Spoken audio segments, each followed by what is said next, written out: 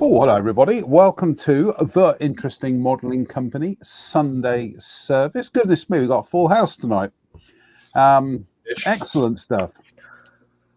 How are we, chaps? Yeah, all right.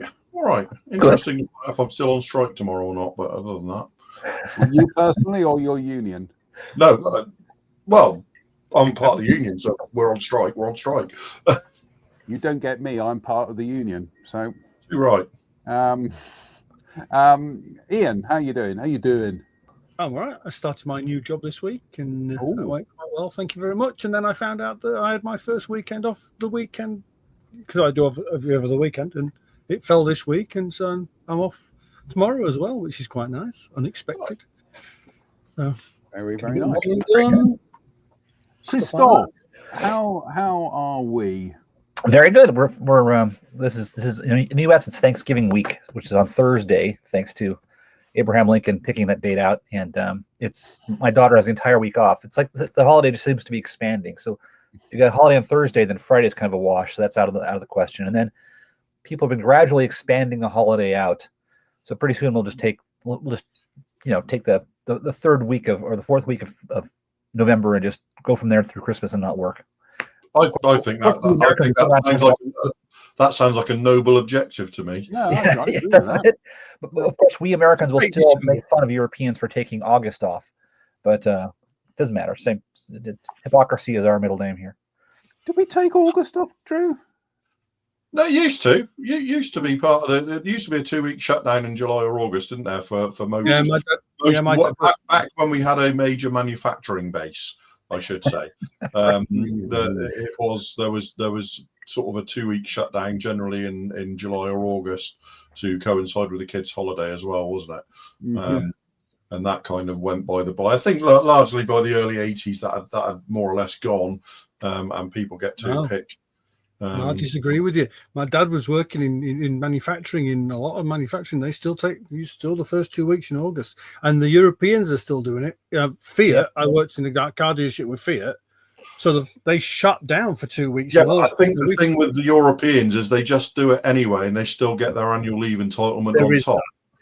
Yeah, we have a troublemaker here tonight. We're only a couple of minutes into the show, and we've got a troublemaker. Her name is Anne-Marie Ryle Gould, and she says, "I've got homemade chocolate shortbread." There's no need for it, is there? No. Sorry, there's no need for it. No, it's really, come on. I'll be seeing her in a couple of weeks at a club meeting, so I shall give her an appropriate chastisement. Having said that, I have just finished off cooking a very large gammon joint, which will be, I will be testing it for sandwiches shortly after the show. We're talking about meat here, are we? Eh? We're talking about meat, aren't we? We are. All right. Okay. Just checking. Just checking. That's right. Just checking. All right. No, I normally roast gammon joints online. You do. I was just roast gammon online, really, don't you, mate? You do. Yeah, absolutely. Chris, right? Shall we? Who wants to go projects first? Chris, do you want to go? I can go projects first. I'll do it first. Okay. I foisted pictures on Jonathan very late in the game here, so you may not see him, but I can tell you what I've been up to. I think the first couple of days. Is that one of those Tamiya cats? Yes, this is a new Tamiya cat. This is 1/1 scale. This is I did a couple of figures just because I wanted to. They go with my Spitfire very nicely. These are from CMK. They're doing 3D printed stuff now, and it looks pretty nice. So this is the called. I think it's Tempest Pilot with a mechanic and a accumulator trolley. I haven't built the trolley yet. There's a mechanic in his khaki overalls. They're very nicely done. The proportions are good, and they have a nice dog. You can't lose with the dog. Dogs are perfect for any kind of dioramas. I swear to God, I've told people this. I've won at the U.S. Nationals twice in dioramas, and both aircraft dioramas have had dogs in them. So I think that's the secret right there. Put a dog in your diorama. So those are nice. Those are nice figures. And then on Wednesday, we're doing this Battle of Midway project, and one of the modelers, Riley Kitchen, who's a fairly new modeler to aircraft, I think, but does great work already, said, "Hey, I'd like to try the TBD Devastator. You have to have a TBD if you're doing a Midway display." And I said, "Let me poke around and see what I can find. I've got all the TB kits that are in the scale. Let me see if I can find what's the best one for you." So I started poking around, and the AZ one, the Admiral one, is really brutal fit wise. The Valum one is completely shaped. It's got the wrong leading edge shape. It's got the nose, the prototype nose, so it's wrong. It's over scale. There's if you get the wing shape wrong on the Devastator at all, you're pretty much knackered, aren't you? Because because of the corrugations, you can't do anything with it. Yeah, and so what do I happen to have in the Valum box, weirdly enough, is an Airfix Devastator. So I said to myself, I'm not going to make Riley, a fairly new modeler, suffer through the pain of trying to bring this thing back to health. And I've been thinking about doing a Devastator for like 15 years. So I said, here, I'm going to send you the Sword TBF-1. Do that torpedo plane. I'll do this one, and I'll bite the bullet. And so that's where we are right now. It's got a white ensign interior with the Valum resin parts chopped apart and put inside. I'm going to take the best parts from all these different kits and make one halfway decent Devastator. This kit is about as old as I am, so it's got a pretty bad case of rivet rash. But the rivets are fairly prototypical. If I can sand them back and make them restrained, it'll look like the real thing. Because the real thing from the nose back was just a whole collection of tiny rivets and these kind of oiled canned square patches of metal. It's just sheet metal. It's like a car. So yeah, that's what I'm working on. I'm going to crank that sucker out and see what happens. We're long overdue for a new 72nd scale Devastator, aren't we? Yeah. It's overlooked, but actually very important. And I built the Hobby Boss one in 48 about a year and a half ago, whatever. Loved every minute of it. What a lovely little model that is. They it's like one of those things where Hobby Boss get their act together and knock it out the park, sort of thing. So I remember even someone saying that they thought that was basically a tidy up of the old Monogram one. No, I don't think so. No, it isn't. It can't be. No, that was a bad. Well, my lament is that we've got a brand new state of the art P66, a P43, or all these weird pre-war things that didn't do anything. BW21, whatever like export versions of the Hawk 81. This one actually saw some important action and was a kind of a milestone airplane. In fact, the one I'm going to build is. I interviewed a guy who was a survivor of Midway. He was the only rear seat survivor of Torpedo 3 in T3, Lloyd Childers.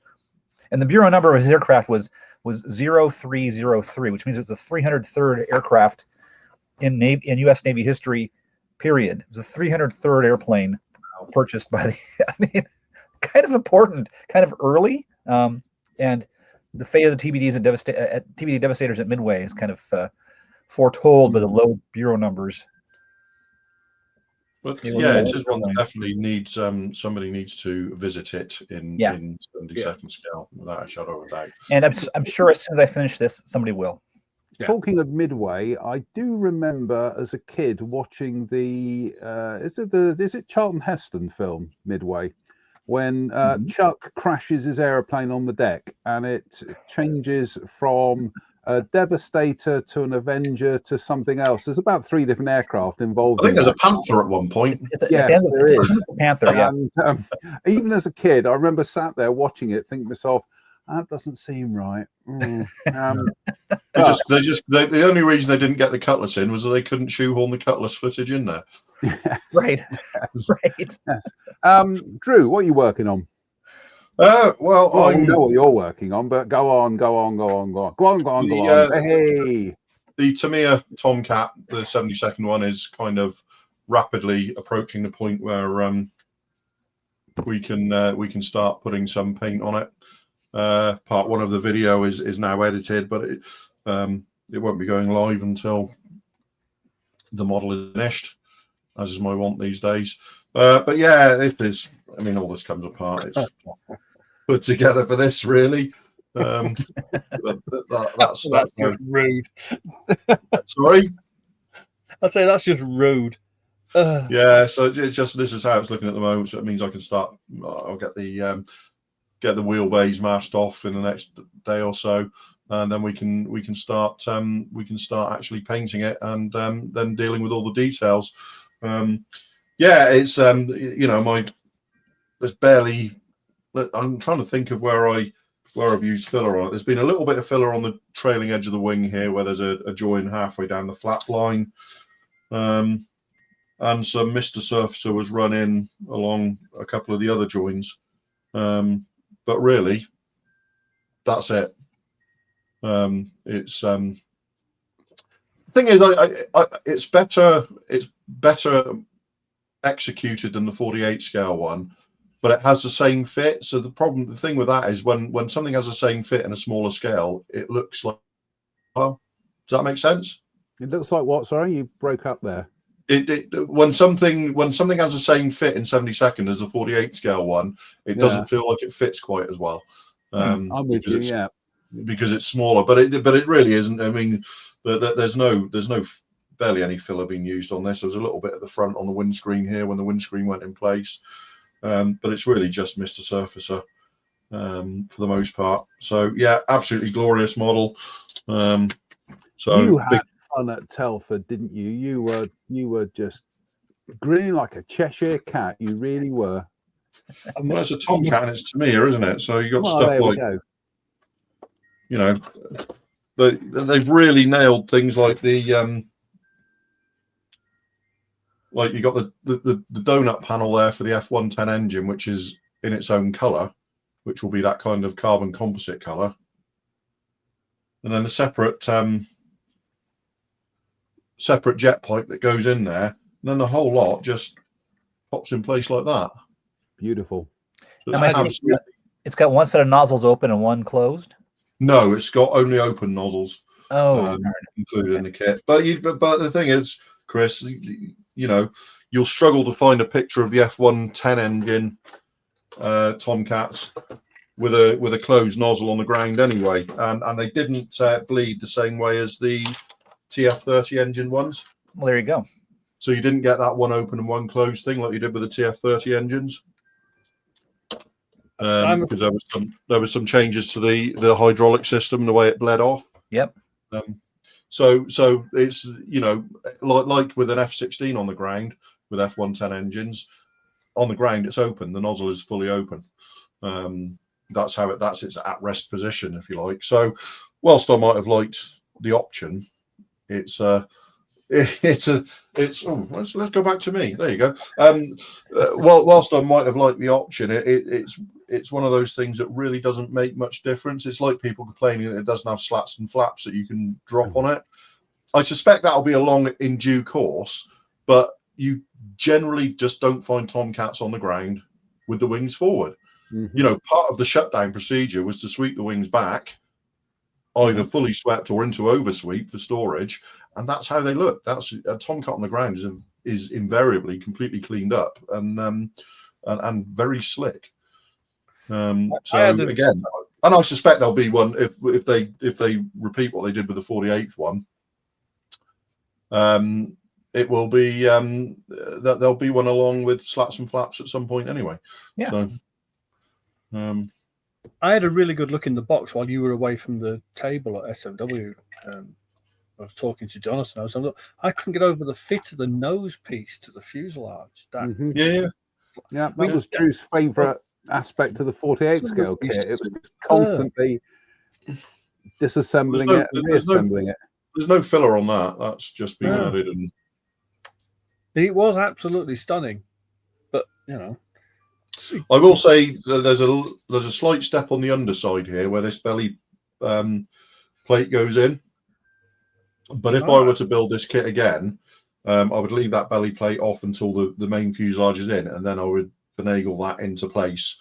So I think that's just as much due to the way I assembled it. Yeah. As it is, it's not an inherent fault with the kit. It would be very easily But I mean, I say there's a very slight step there, but Drew, question. What I noticed you've got areas of kind of like grey there. Is that you just priming seam lines? Yeah, just priming seam lines just to check for fit. Right. And stuff like, this entire rear is separate, and if there wasn't paint on that and I showed you that, you would not know that that was a separate part. Mm-hmm.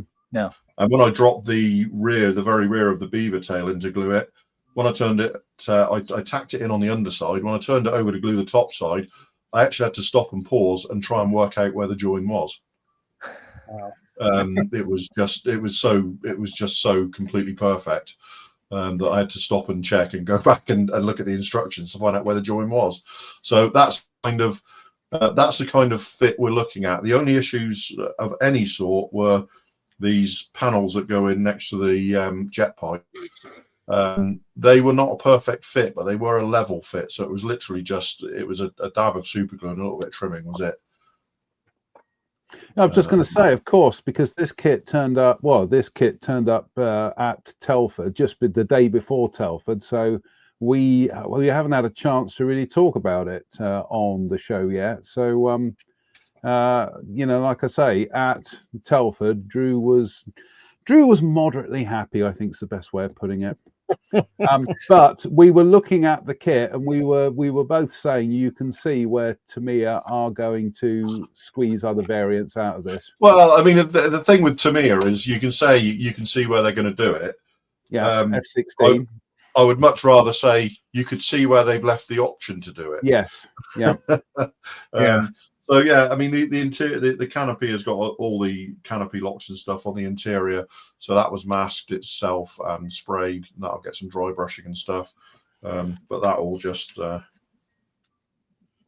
drops into place. So that'll drop into place for painting. Wow. So yeah, it's all pretty next level stuff. I really must get one of the Academy ones out. I've got about 10 of them and build one just to compare. Because the Academy one is very similar to the 48 scale Tamiya one in breakdown. So I might get one of those out. I know Spencer built it and loved it. So we will see. I mean, Mike says they did all three in 148, so why not in 72nd? Yeah, I quite agree, Mike. But it's Tamiya. I just wouldn't. That they are a law completely unto themselves. They have broken this down further than the 48th one, in that the entire tail section is separate now, which would allow them to do an early boat tail if they wanted to. One of the early VF1, VF2 aircraft from 1975 and frequent wind and stuff like that. So the options are there, but until the kit is in my hand with Tamiya, I never count any chickens. They've got form over the years for issuing kits with clear breakdown for things. The Heinkel 219, that 48 scale Heinkel 219 they did, there's breakdown in that to enable you to do about, I worked it out with someone about 7 or 8 different versions of it. I think we got 2. No, we got 1. We only got 1. Yeah. Right, they just changed the box at some point. Well, we got the A0, I think. Yeah, and the major 2 were the A0 and the A7. I think we got the A0, but never even got the A7. No. And it's broken down so you could do the later the D27 and later with the filleted tail, and it's even got spaces for the any compressibility flaps, and that kit never appeared ever. Period. So just happens. We've thought what we've 4 or 5 years down the line from this 48 scale F4B. They haven't even done an F4C yet. No. You would think an F4C would be a logical sort of next step, and nothing. I think so. The F16 we're waiting for a 2-seater, aren't we? In all scales, yes. I mean, by all accounts, Tamiya have tooled the 48 scale twin seat parts. They are tooled. They just never released it. So it's one of the Japanese mags did some coverage around that at some point. They said, and they had effectively a test shot or similar of it, and it just never appeared. So Ian, you have been a busy boy, haven't you? And you've been building some ICM cars, haven't you? Well, as I was attempting to leave SMW, I spoke to Mr. Farmer, and he said, "Ian, do you fancy building a taxi?" Yeah, I'll build a taxi, says I. And he handed me a kit, which I didn't actually take a great deal of attention to until I got back to the hotel that night and went, hang on a minute. And it's a 1/35th scale ICM 1910 Renault taxi, London taxi. And I've finished it already because I've had a bit of time off because of the change of job thing in the post Telford period. And I finished it. See, look, it's tiny though. Absolutely tiny. One of the smallest things I've built in a long time. And I've had immense fun. It's a lovely little thing. It took a little bit of planning and some appropriately strong language at times, mainly of my own doing. But there you go. That is a 1/35th scale 1910 London taxi. It's a lovely little thing. It's been great fun. Probably the best fun I've had in a while because I think I didn't build it with an expectation. You know what I mean? Of it being my cars, one of my models, and I've loved it. I've really enjoyed it. I've managed to get some glue on the inside of one of the door glasses, but of PVA style, which I can't shift. But yeah, there's lots of pictures of these on the internet, and it would appear that no two are the damn same. That was good fun. That is pure. My late Uncle Roger, those were the kind of cars that he used to build. And as a kid, I would always be fascinated by them. And I'm going to have a word with Mr. Farmer and see if I can bag myself an ICM vintage car because they are. Apparently, they do this in 24 scale, John. Okay. Which is why, and I never thought of it. But they do. There was a bit of warpage on this. The fenders and the side steps are one piece, and there's a lovely bit of you can just about make that one out. The other side's worse, actually. Let me turn it around, which would be typical because that's the one the spare wheel mount and everything fixes to. You can just see there that bow. It took a little bit of heat, and I've got most of it out of it.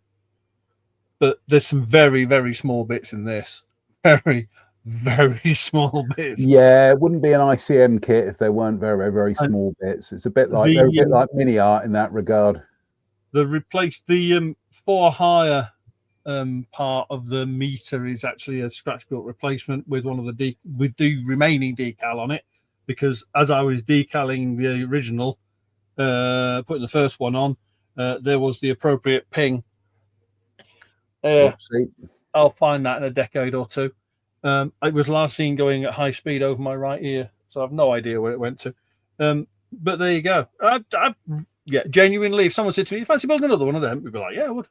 Really good fun. It's a pain in the bum to photograph because, of course, it's gloss black and dark green, so it doesn't photograph particularly well.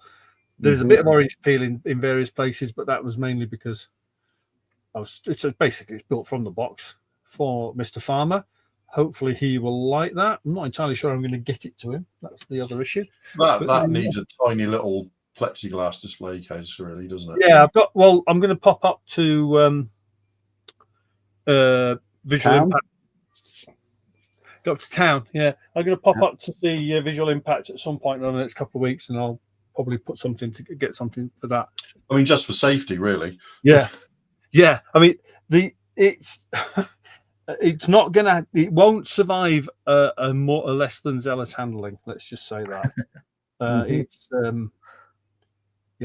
There's some great little details. There's a full engine under the hood, but you can't.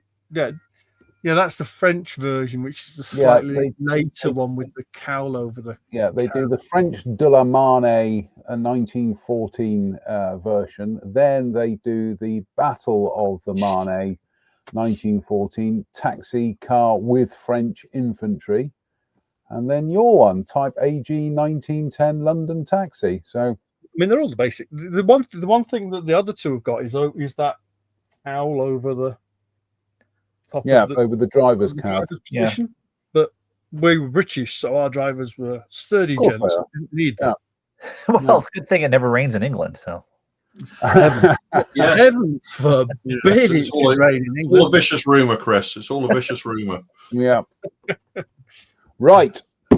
The meat and potatoes tonight. We've got a schedule to blitz through this evening, but we also have a bit of news. And well, as you were seen at Telford, one of the big news items was the Airfix 109G in 24th scale. We've got one. Rather splendid box art there of 109 in the Met with some B-17s and some, you may notice, some Mediterranean Spitfires in blue. Let's open the box, shall we? As you can see, it's a girt big box as well. Now, I will start this off with a caveat is I didn't work on this one. I know you're all probably thinking to yourself, goodness me, how do Airfix manage to get work done without you? Well, they can. There we go. So so here we go. A box of delights. It really, really is. So let's do this. It's interesting to see how this is broken down because clearly I would imagine it has been designed with other variants in mind. It would be remiss not to, quite frankly. Mm-hmm. So here we have lower wing, we've got control surfaces, we've got parts of the wheel bay, we've got a nice big spar there. I will zooms in. In fact, we will zoom in quite a bit. And you can see the finesse of the surface detail there with some very nice riveting going on. And panel lines are beautifully restrained. So let's have a look. Oops, Daisy, let's zooms out. So we have that sprue there, which is one wing. That sprue there, which is the other wing, and also the center section of the belly as well. More wheel well gubbins there, bits of the radiator. You got bits of the flaps and control services. And then we have grabs bits out of box. Ups to Daisy, we've got bits stuck together here. Then we've got the upper surface of the wings. Again, you'll notice everything is broken down modularly. So and we'll zoom in again. Oops, Daisy, zooms in. Again, oops. There is some very, very fine recessed rivet detail going on there, and with you can see the upper part of the wheel well showing through onto the wing as well. And there we go. There's the interior of it. This is also a nice hard plastic, so it's not that kind of soft, soapy kind of stuff. Then we have zooms out. I need to set this camera up properly. Then we've got wheels within wheels in a spiral array. We've got undercarriage doors there. We've got different styles of main wheels there. We've got different hub arrangements, tail wheel. We've got, just having a look. Oh, that's undercarriage legs for it being retracted and in place. Spinner, multi-part spinner, which will come to in the instructions. The blades have got a very nice kind of washout to them. Drop tank with fairing. Then we clearly heard of the idea of doing a simple spinner and wanted no truck with the idea. I think it's to do with the shape. But there we have, again, the way this is all broken down. So we've got cockpit parts there, and we've got sections of the nose.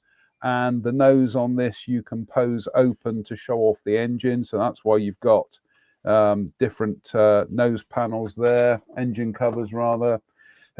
We've got a runner here, which appears to be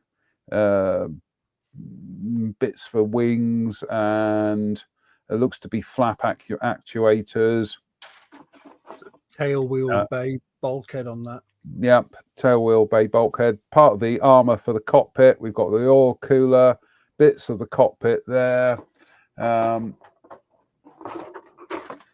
we have the engine, and with the bearers and everything, and separate exhaust pipes there. The cradle for the drop tank. Oh no, sorry, this is the cradle for the gun. So that's for the external guns. That's a podded plate, isn't it, Drew? That you what? Sorry, it's a 20mm, isn't it? Yeah, yeah, it's the podded 20mm. Yeah. More bits for the engine there, and wiring and piping. Oops a daisy. Rudder, and more bits for the cockpit. And we've got another variation on the instrument panel there. And if you look at the instrument panel, it's molded flat with the bezels are molded flat, so you can drop decals in there. Fuselage halves, which the eagle-eyed amongst you will again notice this is on a separate runner, and they've broken the top of the fin rudder down. So in theory, there's no reason why you can't wring more variants out of that. And finally, we've got more control surfaces and more bits of the nose, cockpit floor. Right. And a set of canopy masts. So we've got the standard canopy mast there, and we've got the one for the Erle Haub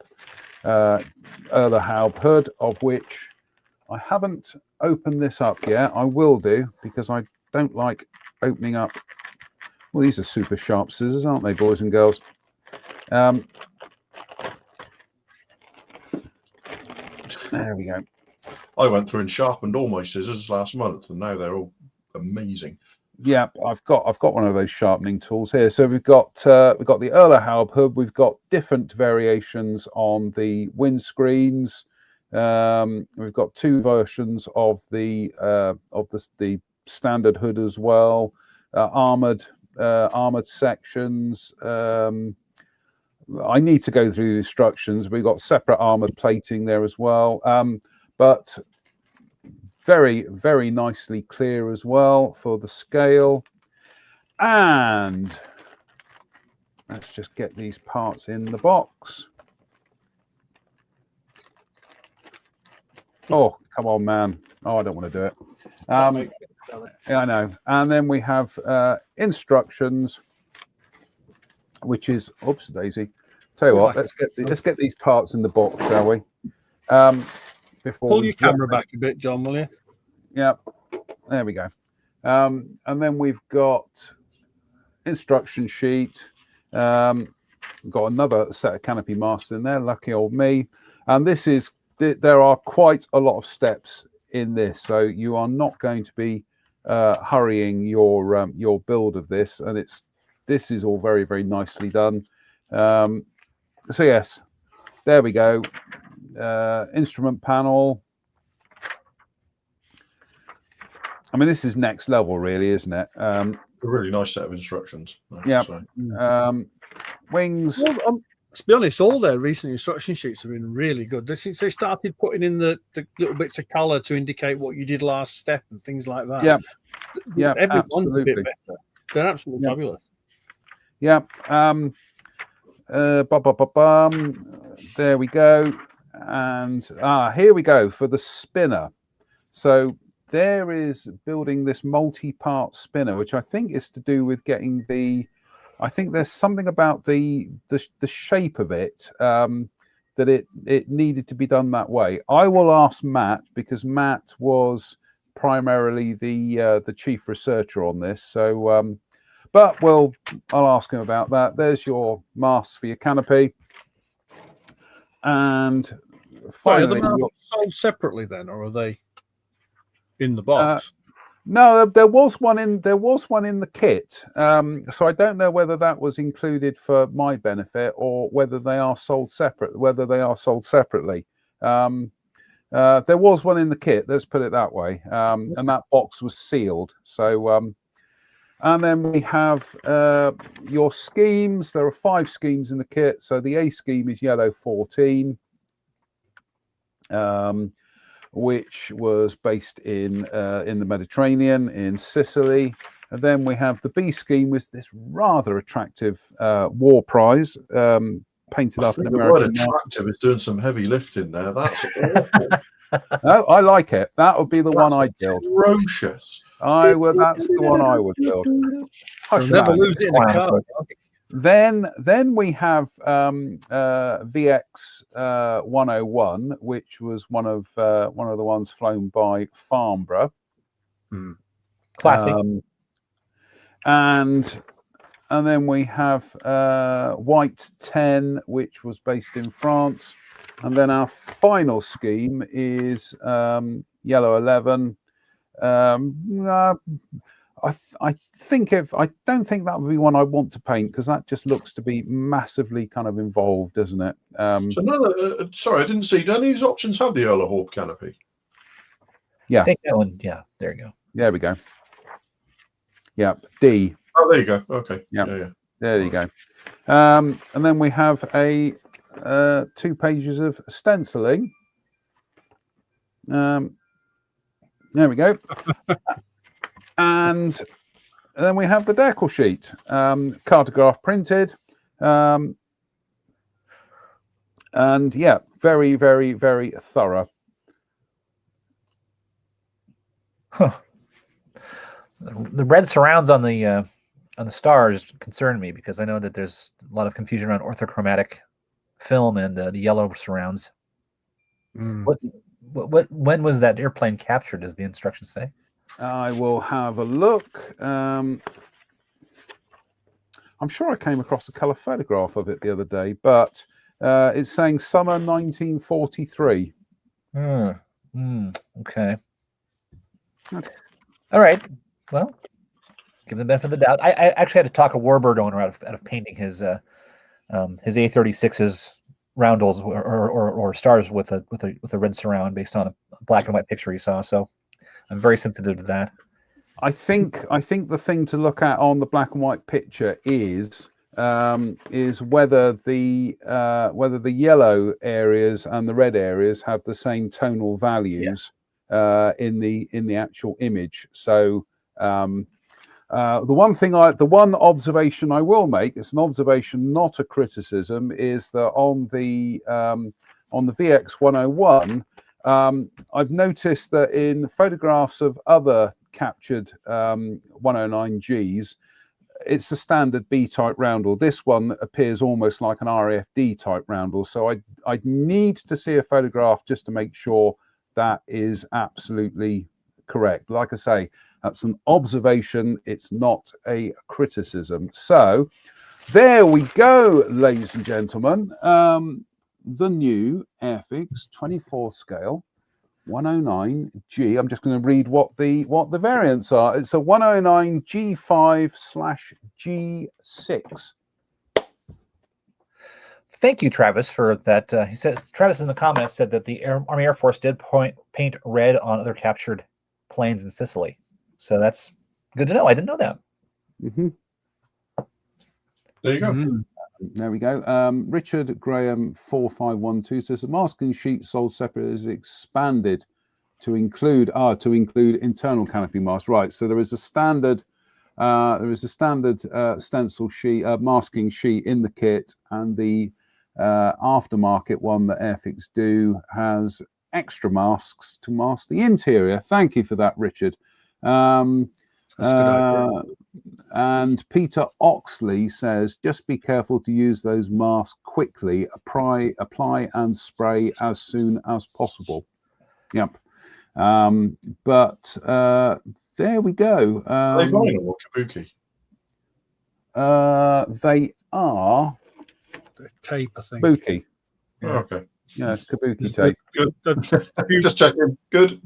Few people reported seeing them peeling on one of the examples at SMW, or lifting. I think Peter was one of the people that said something about it online. Mm-hmm. Lifting off the what? The lifting off the model. You put them on if you left them for any point in time, they lifted.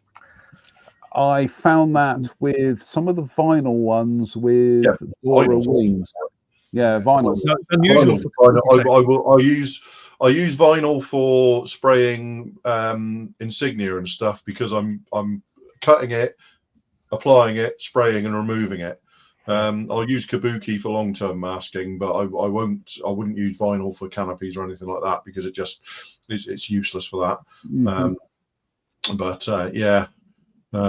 Here we go. Chris says, I heard the masks are sold separately in case you mess up the included ones. And I think there's also a mask for the internal frame on the extra sheet. But Telford was a long time ago now, and you'll need to check. It was a long time ago. Goodness me. And Peter Oxley, yeah, okay. He makes the observation, no swastikas. I think we just... Unfortunately, that's just the way it is now. Yeah, I'm afraid that is... We just have to... If they want to sell into certain markets... That's the way it has to be, and sadly, that's just it's easier just to completely not include them at all than even include them on a bit of the decal sheet that gets cut off or anything like that. Just don't include them. And most modelers who know what's going on will know how to source. How to source them. That's just the way the world is now. You've just got to live with the fact that you can't even show a Finnish aircraft now from World War II. No. At the national insignia because it's a swastika. So, right, shall we dive on with the news? And Ian, I do believe you have something to talk about. That. So this is a little bit of an exclusive. Those of you who follow motorsport will know that last weekend was the Macau Grand Prix weekend, and the GT cars raced. And a gentleman by the name of Adley Fong drives an Audi R8 GT in the Macau Grand Prix. I think it has done for maybe 4 or 5 years now. Now, every year, his car is sponsored by a company called Tarmac Works, and they run different anime options. So 2022 and 23 were both Hello Kitty. 24 was another one that's now just disappeared out of my brain. I looked it up earlier as well, and I meant to write it down. That's the car in question, and this year's is the one that was up previously, which is Cinema Roll. There you go. That's the 2023 Hello Kitty car, and that's the 2022 Hello Kitty car. So SK Decals are locally based to the Macau race, and the only car he's doing from this year's race is the R8 in the Cinema Roll sheet. Those of you who did see any of the footage will know that the public reaction to the Cinema Roll car was enormous. There were people from China paying people to go to the circuit to buy marketing material and merchandise with that logo set on it. So this is a preview of our friend at SK's decal sheet. There we go. First time it's been seen publicly. He hasn't announced it on his page yet, but I was involved in the conversation with him, and he sent me that, and I said, can we borrow that for tonight? I was like, of course you can. There you go. So, world exclusive. SK Decals doing Adley Fong's R8 2025 Macau Grand Prix with the Cinema Roll livery on it, and I, for one, have already pre-ordered mine. And it goes on to, now previously you'd have had to buy one of the new R8s and then a conversion set, but because they've now issued the Evo 2 version, which is the black with day glow yellow Rossi car from Spa in 22, all the bits in it you need for a current spec R8 are in that box. So you just buy that kit, buy the decal sheet. My experience tells me you can wait for them to get into the European places. I think Spot carry it. I know our friend Steve at Hero Boy carries them, but the quickest way to get them is going to be to buy them direct, and in which case Zoom On will have it very, very quickly. As soon as she's got that printed, it'll be on their website. Obviously you pay a little bit more for shipping, so it all works out about the same price anyway. And they're just nice decals as well. I've built 4 or 5 cars now. I'll come back to that. We bought 4 or 5 cars now with his decals on, and not a single one of them has ever let me down. Yeah, unfortunately, he's doing no more Sarah Jane. That's the only car for this year's race he's doing. He's already told me that. He's not a big fan of the GT3s. It was only a 16-car field this year, and I was really disappointed actually because the Cinema Roll car only managed 2 laps. Flipping it. If you go back a few years, one of the guys that raced in the race this year actually won that race on his roof, because Macau is a street circuit around the city, and he ended up, there was a couple of laps left, and he was in a big accident, and the car skidded across the start-finish line on its roof. They red flagged the race and then counted back to the beginning of the previous lap where he was in the lead, and he won the race despite the fact that he crossed the line on his roof. How very NASCAR of them. Very NASCAR. So I tell you what, though, for the liveries that turn up for that race and the effort that people put into the prep and everything is off the scale.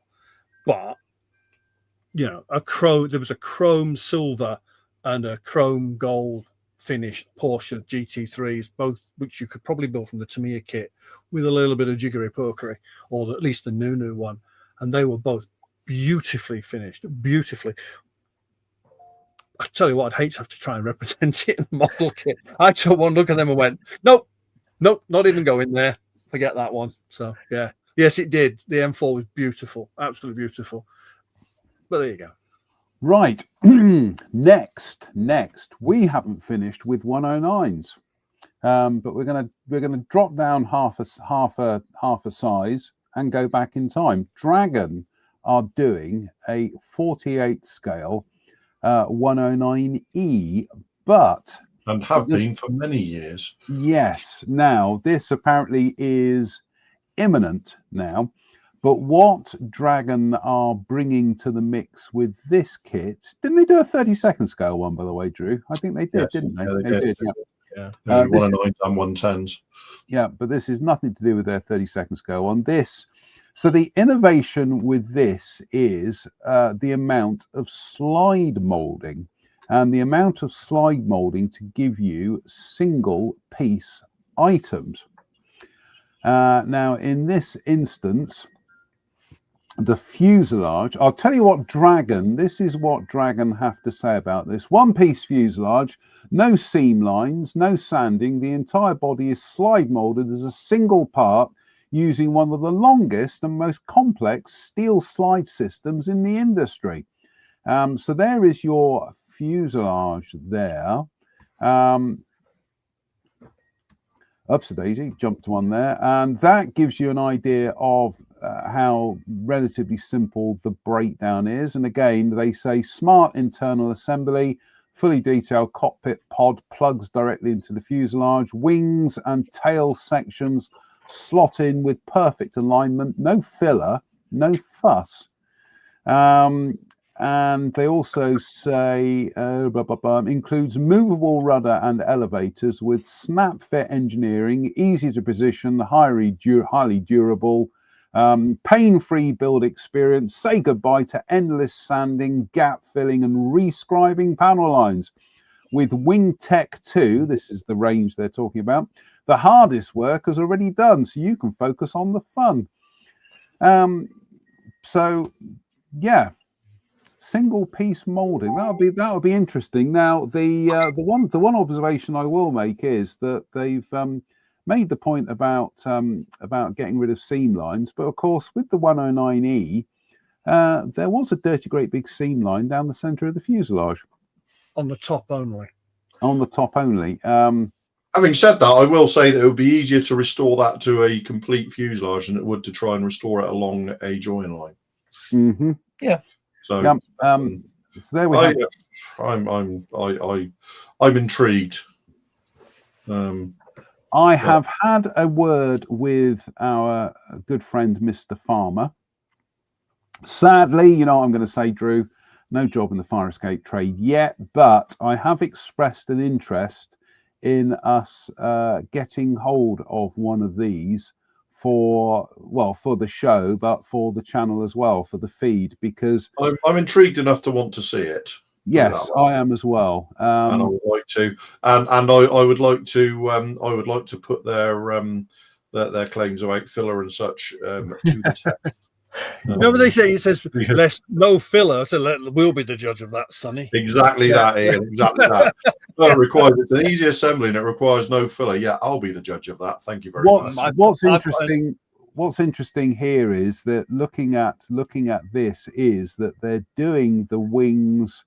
There's no single piece underside to the wing, so it's all separate left and right halves, which then bolt onto belly plate. And so you got a belly plate. There's two belly plates, sir. Yeah. So I mean that's prototypical of the real thing. That's the same sprue in two different colours. Look. Yeah. But I mean that effectively means you could do a diorama with no wings like the real 109. You could remove the wings and it still sits on its undercarriage. So I think what they've done here is they've molded it in color-ish. So you've got bits of the airframe that will be Hellblau are molded in blue. You've got the top sprue with the cowling, the top of the cowling is molded twice as well. So interesting. But we are intrigued, and there does appear to be a seam line on the top of that fuselage. Let's have a look. Undersides. But it was on the bottom as well. Because it's offset. Okay. But interesting. Very, very interesting. So, like I say, I have expressed an interest with Mr. Farmer to try and get one of these to share with you good people so that we can see what Dragon are up to. And that's all I have to. That's all I have to say about that. Well, the problem is, let's be honest. When we come back to Dragon and aircraft, their track record isn't exactly brilliant. I would say it's pretty much the direct opposite of brilliant. Yeah, I mean the Sea Vixen and the Sea King. It's the anti-brilliant. I remember that range of late war German jets and prototypes that they racked out, and how much fun I had putting the AR-234 fuselage together. Yeah, no. You ever built their Black Widow? Yeah. No, actually, I correct myself there. I assembled it and then I danced a jig on it and put it somewhere appropriate. Yeah. So you're saying I should feel no compunction about stealing the spinners out of that for another project? No, absolutely not. No, it's a very good parts donor. I think people refer to kits as filler queens, but yeah, that Black Widow, it would have been easier just to have got a tube of filler and carved it yourself. It was. I've got a friend of mine who transferred most of the detail parts of it into an Airfix one and ended up with something that looked more like a Black Widow than that. I built one. It actually turned out okay, but it was like their Lightning. They weren't very good with twin booms. Alignment was more of a working suggestion. Yeah, exactly, an aspiration. Just to interrupt a second, just to annoy Chris on the back of what he completed a couple of weeks ago. I did get that in the post this week. Oh, what a show off! Yes, I'm sure you did. How is it, Drew? Do you know what? I haven't really had a look at it yet. Let's have a live unboxing. Come on, man. Should we have a little look at it then? Should we have a little look at this? So what I can say is that basically it's a common set of sprues in all the kits, as far as I can tell. Yep. And you have to you have to chop it around if you're doing anything other than a straight F7, F3. Oh, okay. So your canopies there are for every single variant, basically. And there's a little set of masks there. Nice. Oh dear. It's too chunky.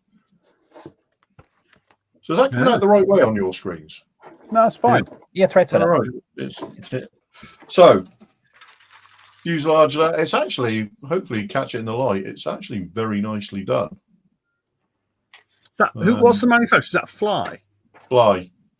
So yeah, you'd have to. So if you're doing a 1 or a 2, you've got to obviously splice in the vertical fin, but it's very well along this panel line here to cut it, and then splice in these parts. If you're doing the night fighter, you've got the separate nose here, and you're cutting along a panel line directly on the front edge of the windscreen there for it. So it's all, it does all require some cutting to do the F3N, but it's nothing too onerous, I don't think. All you're doing there is just turning it into a kit with a separate nose, aren't you? You gotta open up the radar observers compartment too. So the radar observers compartment, it is marked on the inside there where you've got to remove, and it's marked here for the drone controller. So all this area has to be removed for that drone controller bit there. And the surface detail is actually lovely. Very, very nicely. Very, very nicely engraved. So wings. Again, really nicely. There's no rivets, but the actual surface detail. That plastic looks quite hard. Yeah, it is. It's a dark grey. Boy, it looks like they have missed the shape of the oil cooler exhaust doors on the top of the wing. Those are some pretty big items. But hey. What though? Those things, yeah. They're a little bit bigger than that in real life. Right, I will check, and it's nice to know that there's stuff. I really hate myself for knowing that, but there's a sprue so this is all your engines and your wheels and stuff, exhausts, and things. It's very nice.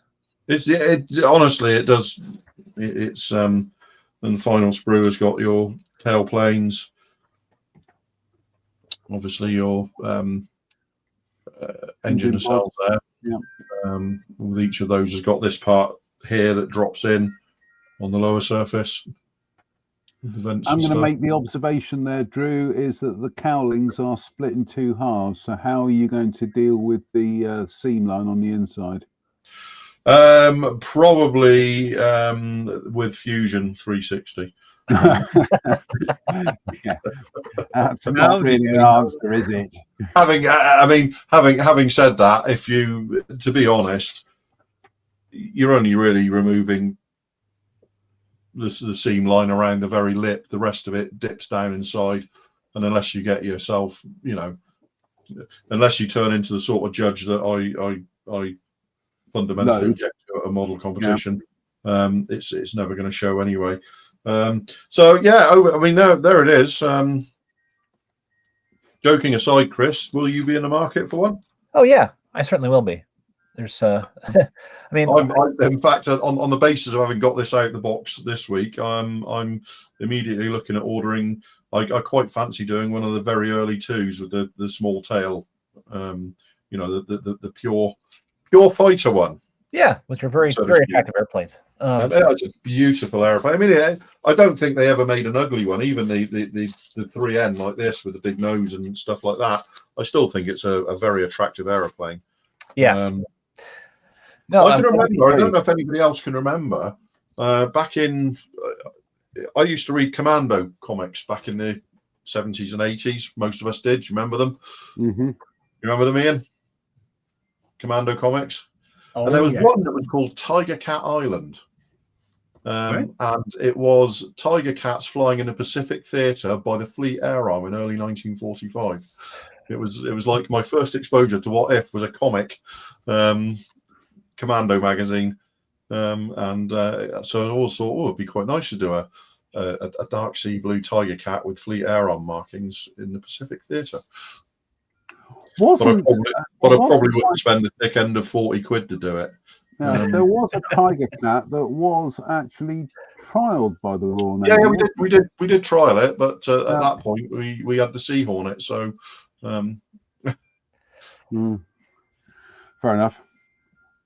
Fair enough. I mean, I think is telling that Winkle Brown flew the Tiger Cat and the Sea Hornet, both the night fighter variants of those aircraft, and he said the Hornet was a much nicer aeroplane, but the Tiger Cat was a much better night fighter. So it's just a bit chunkier, isn't it? A bit more, the Sea Hornet fuselage was a little bit cramped, I would think, for a radar operator. Yeah, sorry, I'm slightly. Theron Hampton has proclaimed Qatari just announced the 32nd scale F6F Hellcat, but I've just been on their Facebook page, can't see anything, and somebody else here has also said, Steve O London says that Theron on their website, I was on there earlier, no sign. So Theron, if you can let us know where you heard that and give us a link, that's interesting news. Right, shall we dive on? I sound like Roger from American Dad here. Dive on in. Right, Copper State Models. And they're a firm favourite we talk about on this show quite a bit. And they do specialise in World War One stuff. And this is one of their latest kits. It's a Model J military motorcycle, US motorbike from the First World War. Again, this is 3D printed. Oh my goodness me, this looks absolutely sumptuous. Now, I do believe, Ian and Drew, you were chatting to Copper State at Telford, weren't you? We were. We chatted to them for quite some time, and they were quite interested in our little corner of the internet, as it were. They had they had grey builds of all the range on the stand. Some of them are really, after the drag racing one that we looked at a couple of weeks ago, they had some really interesting bits and pieces. I think we were quite enamored by a couple of them, weren't you? We were, I was looking to actually make a purchase, wasn't I? But the kit wasn't released yet. So, no. No, they were. It was a lovely stand. They were lovely folks, and they were really nice. They were really nice to chat to. Was it Lithuania they're from, or Latvia? Latvia. Yeah, they had a couple of these bikes. One of your Baltics, anyway. Yeah, well, yeah. They had a couple of these bikes on the stand in the flesh, and the detail on them is unbelievable. They're absolutely stunning. The figure sets they do to accompany a lot of their vehicles are very nice as well. It's some really nice stuff on display, and I for one was very impressed. But there you go. Yeah, that looks. Yeah, it'd be nice to tie up with them a little bit. Yeah, I will. We've got their business card, so I will ping them an email this week and say, would love to feature some, to actually do some builds on the, on the Facebook page and on the show as well. So watch this space, ladies and gentlemen. Right, I think we're getting to the bottom of what we're going to call Hellcat Gate. It would appear Theron might have got his wires crossed a bit, because trying trying to find where we are now. Yes. Sorry about the noise. I'm just trying to repack this Tiger Cat. That's fine. As Paul Messi Bench Models 2602 comments, he says, I think it was Great Wall Hobbies that announced a Hellcat. Qatari announced a P47 and 109E. So we're not finding anything yet about a Hellcat from Qatari. They're not, if they've announced it, they're not announced it on any of their platforms. No, they haven't announced anything, have they? No. So anyway, right. Sorry, so Jen's asked a question. Jen, I presume you're talking about the scale of the motorbike. It's either 32nd or 35th. Yes, right. This is what Copper State models say. They said the motorbike is now available to order in 32nd scale and 35th, fully 3D printed with a minimum number of highly detailed parts. Later on, we're planning to offer it in 1/24th scale and maybe even 1/16th. Stay tuned, they say. Wow. So in 12th scale, so it matches all my other bikes. That'd be nice. Yep. Here we go. Philip Jones 3856 says Copper State models of a 1918 /9 armored car was epic. Yeah, if that's the Cyclops one, I'm putting in an order for that because I want. Yeah, it wasn't on sale. I know. On one of the brief sojourns that I managed to get away from the stand, and I think like most of us at the stand, most of our trips away from the stand were to go and visit the little boys' room. But yes, we'll see what we can do there, folks. Right, next, this is the first of tonight's Look Graph marathon, and these are 3D printed. Oh my goodness me! We've featured this one before, and they're doing a Grumman Goose in 32nd scale. So this is going to be. Good Lord, there's not a single colour scheme there I wouldn't want to do. No, it's just glorious, isn't it? Yeah. every single aircraft there is beautiful.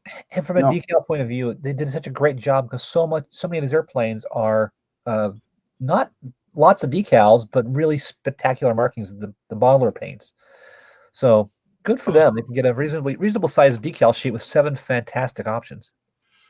This ridiculous. This has my attention, and I don't build 32nd, and I've got no interest in the aircraft, but I want a 32nd scale Grumman Goose. Mm-hmm. Here is the box art for the US Navy boxing. Then we have the box art for that one, that civvy one, the police one. Isn't that absolutely stunning piece of artwork?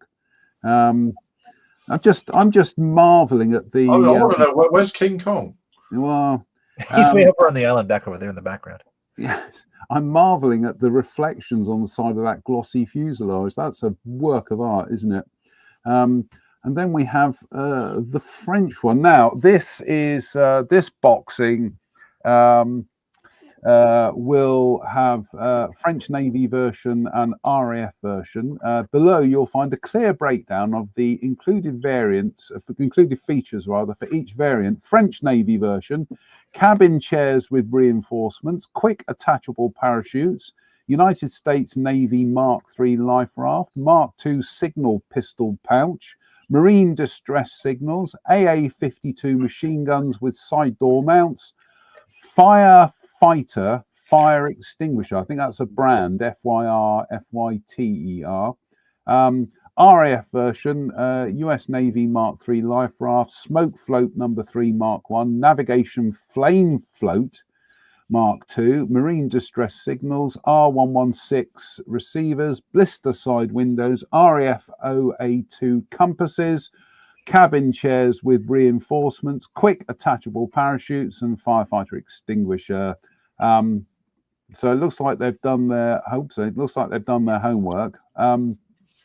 But yeah, if we go back to those schemes, yeah, that's what I'm thinking. I mean, it's going to be what? It's going to be a couple £100, I would think, isn't it? Yeah. And I'm not on board at the moment. Yeah, they're doing United States Navy, French/RAF, and civilian boxings, including, by popular request, a 4th painting scheme of the Cutter's Goose, which it's from the TV show, wasn't it? So yeah. What's the one bottom left? Can't read it.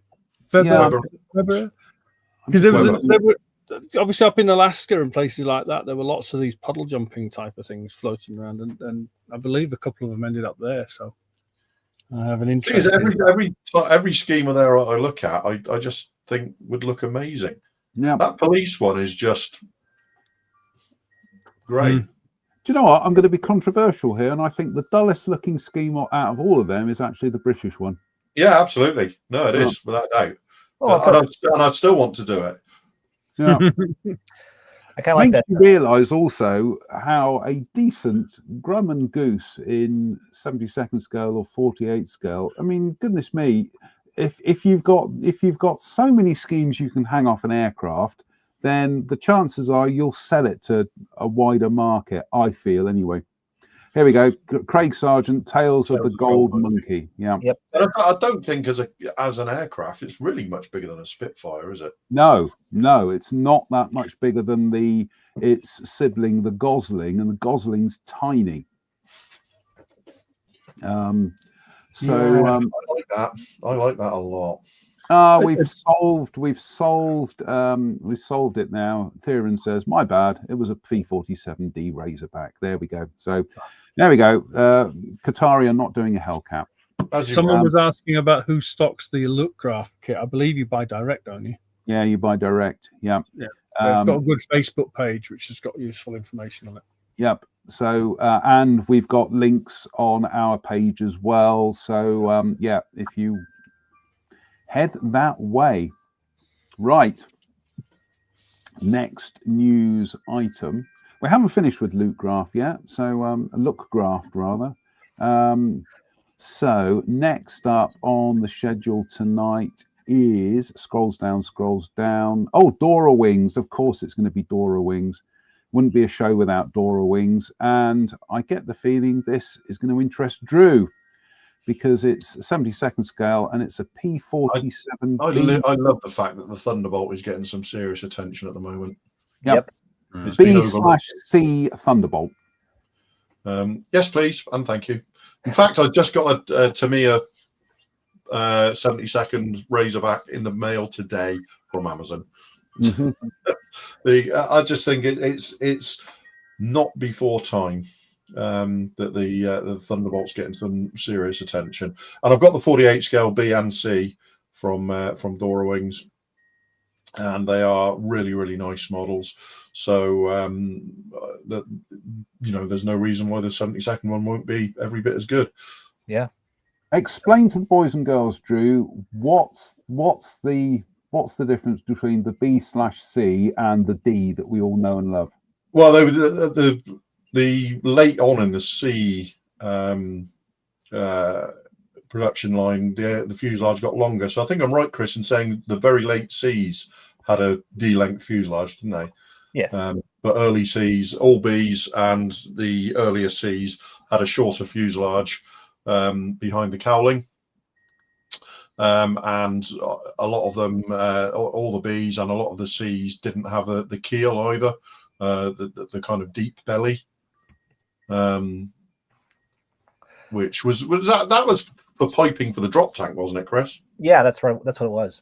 That's all that deep that deep belly bearing was. So yeah, I mean they're the major differences. The fuselage length and that keel are the biggest external differences. And there's some some cowl flap differences from yeah, you're gonna have to look at your engine options and stuff like that as well. But yeah, it's really nice to see the Thunderbolt getting so much attention of recent in all scales. You know, because as we've discussed, Qatari have announced a 32nd scale D. We've got all the mini art Ds and Ns. We've got Dora wings, Bs and Cs. Now the 72nd scale Bs and Cs. Dora wings have announced that they're working on a 72nd scale P47N as well. Nice. Very good. Which is yes, please, and thank you very much. So yeah, it's one of those aircraft that seems to get overlooked a little bit in terms of manufacturers of World War II, in favour of sort of Mustangs and Spitfires. Yeah. And I think it's only just only the most produced American fighter of all time. So of course they're going to ignore the first. People have ignored the first generation of the aircraft. Yeah. Which is just bonkers. I love the fact this has got the big ferry tank in it because the they've the 48 scale one's got the big ferry tank in it as well, because they had a lot of those ferry tanks had markings on them and shark marks sure did. on them. It's and it gives it a definite airborne early warning look. Yes, the Thunderbolt AEW. The one thing I am going to question is looking at that plan view is, I know one of the criticisms of old P47 Razorback kits is that the sides of the sliding section should be parallel, and it looks like we've got a little bit of a curvature to that, but I need to see the kit parts to see what's going on there. So again, not a criticism, an observation. But yeah, that looks absolutely terrific. And the missing link for Jug kits in 72nd scale. And of course, they've already done the P43, which is a kind of immediate predecessor. Yep. So yeah, you could do a really neat range of the Thunderbolt family. Yep. Yeah. Absolutely brilliant. I've always used to be a bit like the bubble top, so I've become a real fan of the Razorback. What are you doing, Chris? I wore my P47. Showing us his socks. I've become a real fan of the. Isn't it interesting how some of these people behave now? Drugs are legal. Yes. Philip Jones makes a very good one. He says, very good point. He says, hey lads, what about a Facebook group build in the spring or summer for various types of the P47? I can see Chris nodding there. Oh yeah, I'm up for that. Yep. Yeah. Well, yeah. Yep. I think Jug June or Jug July. Juggly. There we go. That works, doesn't it? Juggly. That's very good. Another announcement that's been made this week for us fans of World War II fighters is that Edouard have finally announced in 48 scale they will be doing P40 Fs and Ls next year. Oh, nice. So finally, we're going to get the Merlin engined. They've announced the K and M for sort of middle of the year. And then at the back end of the year, they're finally going to do the P40F and the P40L, which kind of looks, when you look at those aircraft, they look sort of just like a Warhawk. And then you start looking a bit closer and realize that the Merlin engine gave it a completely different set of contours around the front end, just the same layout. So that'll be that's nice to see that they are coming at last. And some very interesting color schemes for those aircraft. Yes, absolutely. Yeah. Right. And next, we're going to have to rattle on through to the end here. But this is from a company called MMR. Apparently, they're working in conjunction with IBG, and they're doing 3D printed prototype Spitz or K5054s. Now,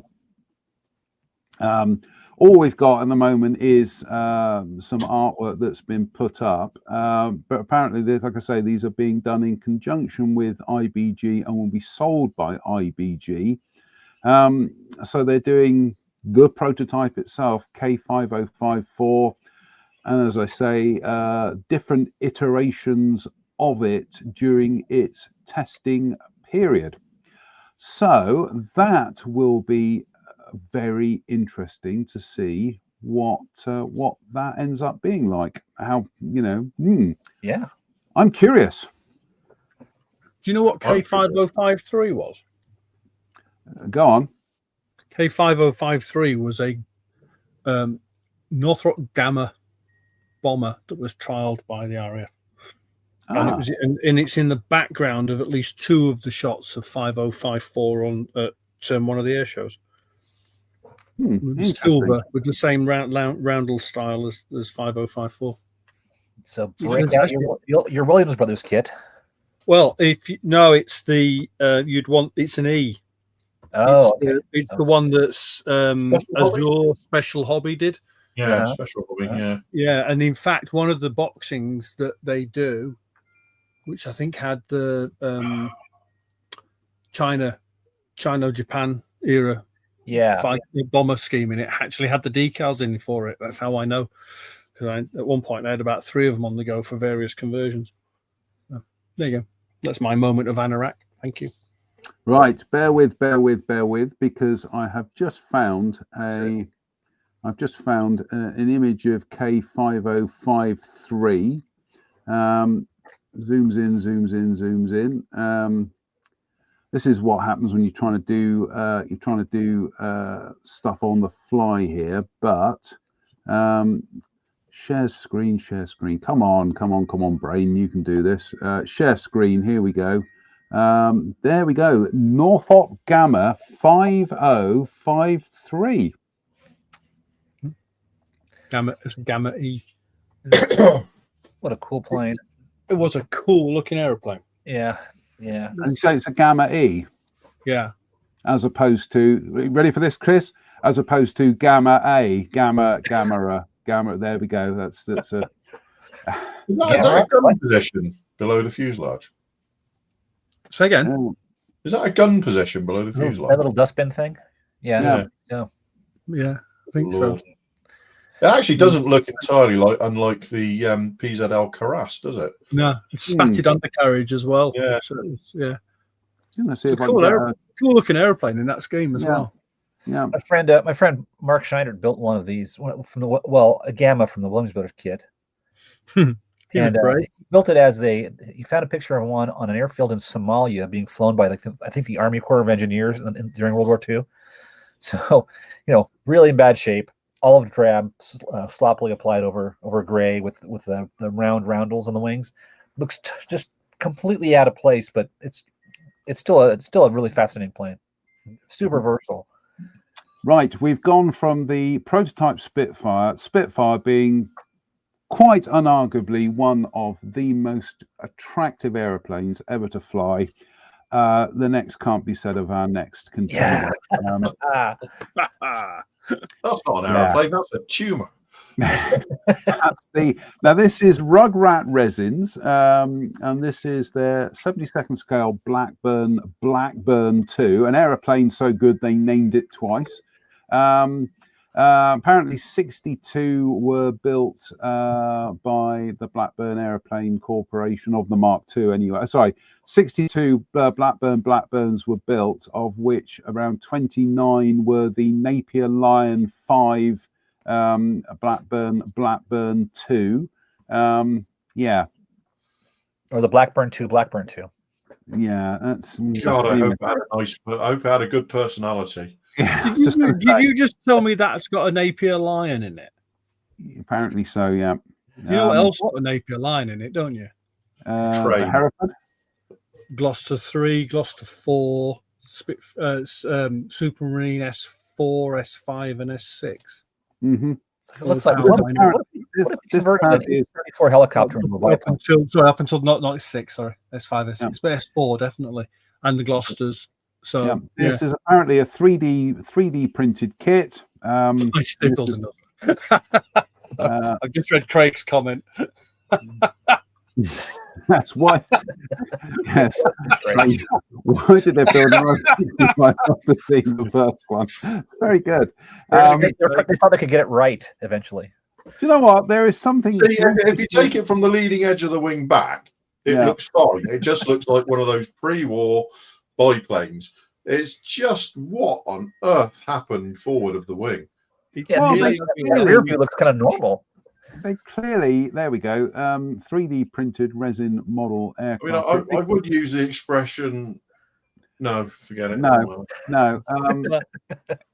Yeah. Say, that is nearly ugly enough to have been pre-war French.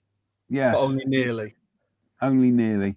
But there we go. The Rugrat resins, Blackburn 2. There's an echo in the room. Right, we'll rumble on to Blackburn, so ugly they named it twice. Yes, exactly.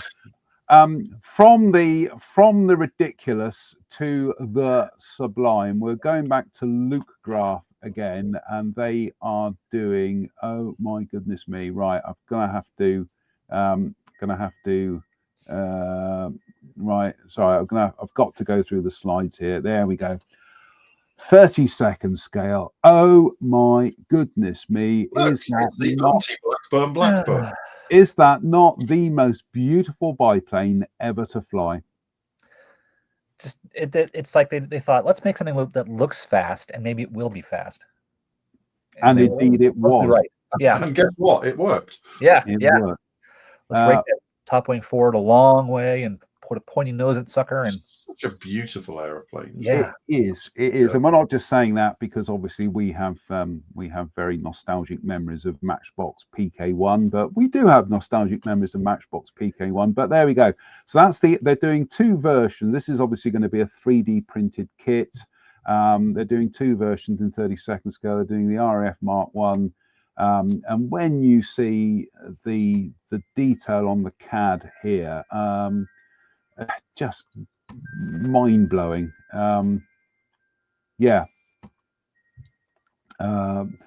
Pretty good stuff. And they're also doing the Spanish version. We'll come to the Spanish version again. Just looking at how they've done the design there, and they've incorporated the different textures. That's amazeballs, as they say these days. And then they're also doing the Spanish version, which you'll notice has a slightly cleaner undercarriage. Also has those grills on the fuselage, on the cowl. Also it has a different exhaust system as well. Look,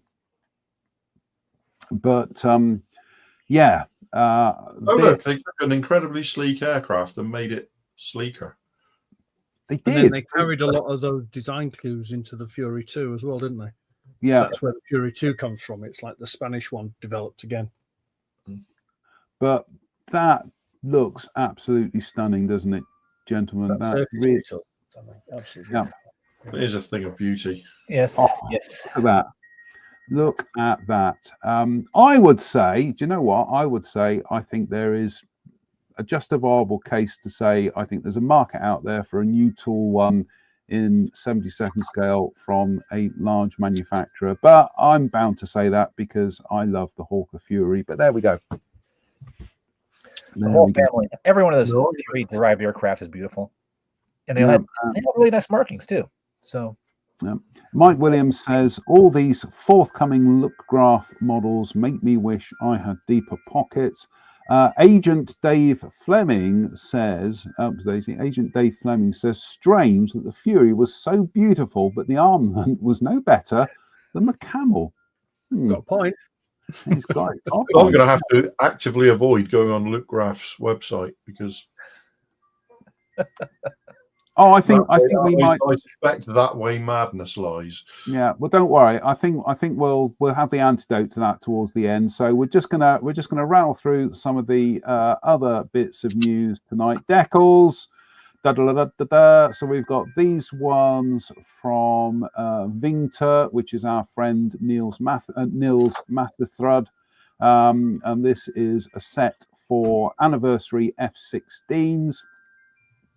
I did actually go online and look up that British Mark 1, and yeah, it's just quite weird to see an F-16 in kind of what's supposed to be ocean grey and dark green with RAF-C roundels on it, but yeah, and the Romanian at the bottom. Yeah. You won't be building them with the Tamiya kit, will you? No, you won't. No, you won't. No. Who does the best two-seater F-16 in 70-second? They're doing these in 70-second and 48. Who does the best one in 70-second? Probably a Revell kit, I would think. Right, and there we go. There's a photograph of the actual aeroplane, and then from Dutch Deckel. Oh my goodness me! Look at this. This is like a Dutch model Deckel. This a whole slew of subjects on this sheet, including F-35, F-16A, Reaper drone, and also C-130 Hercules. I'll say the Dutch, although they're still boring grey aeroplanes, I do like some of the schemes they're doing. Their F-35. Interesting that a few of the Dutch ones are starting to turn up with the parachute container on the spine now as well. Ah, right. Parabrake container on the spine. And there is the sheet as well. This being Dutch Deckel, you can pretty much, well, they're one of the few kind of Deckel companies who I would trust them sight unseen. Luke is such a he's so kind of diligent with his research, and obviously he can draw a bit. So in fact, he's one of the pioneers of digital Deckel illustration. So gets my vote every time. I mean, just look at Finn. That looks awesome. Yeah, I just love the way he manages to shoehorn everything in there. That's beautiful. Yep. So there we go. That's Dutch Deckel, and gets rid of that. And then the last two news items for tonight. We are back to. We got three more news items tonight, so we'll rattle through them. Mr. Plamo, they're doing a 3D printed Gypsy Major engine for the ICM Tiger Moth, which I know Mike Williams has built, but it's a beautiful kit. I think Tim Maunder bought me a copy of one as well, but this looks absolutely stunning. Mr. Plamo was the company that did those Stranraer bits that we featured a short while ago. So there's that. Then we are going back to. Oh, this is 16 quid, by the way. Apparently, that's a good price. Isn't it? It is a good price for for a 3D printed Gypsy Major engine in 32nd scale. Then we're going back to Look Graph, and like I say, we've had the beauty of the Hawker Fury. Then we've got this, the Avia BH33, aka the PWS-A. It's no Hawker Fury, but in its defence, it's no Blackburn either. Yeah, there is that. Yeah. It has a functionality about it. I actually quite like it. I think it's well proportioned. It's got a touch of the Siskin about it, doesn't it? Yeah, I like more it. Bulldog that knows, isn't it?